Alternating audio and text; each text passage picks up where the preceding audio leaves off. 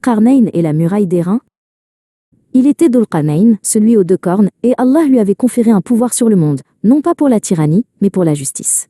Il était le souverain, non le conquérant, et sa sagesse était son unique guide. Ses expéditions n'étaient pas des guerres, mais des pèlerinages vers l'ordre.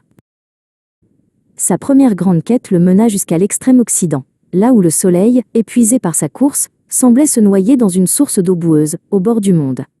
Il y trouva un peuple, et sa première parole fut un jugement équitable. Quant à celui qui est injuste, nous le châtierons, puis il sera ramené vers son Seigneur qui le punira d'un châtiment terrible. Et quant à celui qui croit et fait le bien, il aura une belle récompense. C'était sa loi. Une promesse de rétribution, claire comme le jour. Il suivit le chemin inverse, jusqu'à l'extrême-orient. Là, le soleil se levait avec une violence brute sur un peuple nu, sans abri pour se protéger de l'astre brûlant. Dhul-Qarnayn établit l'ordre et la protection, offrant aux plus démunis les moyens de subsister avec dignité. Son troisième voyage le mena vers une faille dans le monde, un passage étroit entre deux pics de montagnes vertigineux. Il y rencontra le peuple de Tariq, qui tremblait de peur à chaque nouvelle aube. Leur visage racontait une terreur ancienne. Tariq expliqua l'horreur. « Ô Dhul-Qarnayn ! De l'autre côté de ces sommets vivent Yajouj wa Majouj, Gog et Magog. Ils déferlent sans cesse, semant la corruption. Ils pillent nos récoltes, violent nos familles, détruisent tout. Nous vous supplions, protégez-nous. » Ils lui offrirent un tribut d'or et d'argent, mais Dhul-Qarnayn refusa ce fardeau. Il déclara d'une voix puissante : « Ce que mon Seigneur m'a conféré vaut bien mieux que vos richesses. Aidez-moi donc avec votre force, et je bâtirai un remblai entre vous et eux. » L'ordre fut donné. Le peuple terrifié, mais galvanisé par l'espoir, s'activa. Ils rassemblèrent d'énormes blocs de fer, sombres et lourds.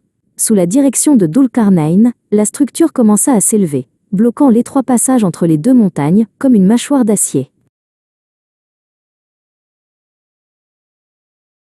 Quand l'immense structure de fer fut achevée, il donna un nouvel ordre. « Soufflez !» Les fous rugirent, les soufflets crachèrent des flammes. Ils firent fondre le cuivre jusqu'à ce qu'il devienne un torrent incandescent, rougeoyant comme une blessure sur la montagne.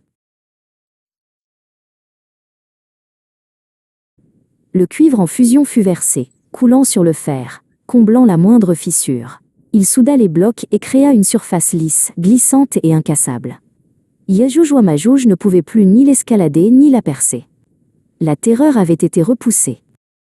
Contemplant cette œuvre de miséricorde, Dhul-Qarnayn ne chercha aucune gloire. Il prononça alors une parole prophétique. L'unique vérité, c'est une miséricorde de la part de mon Seigneur.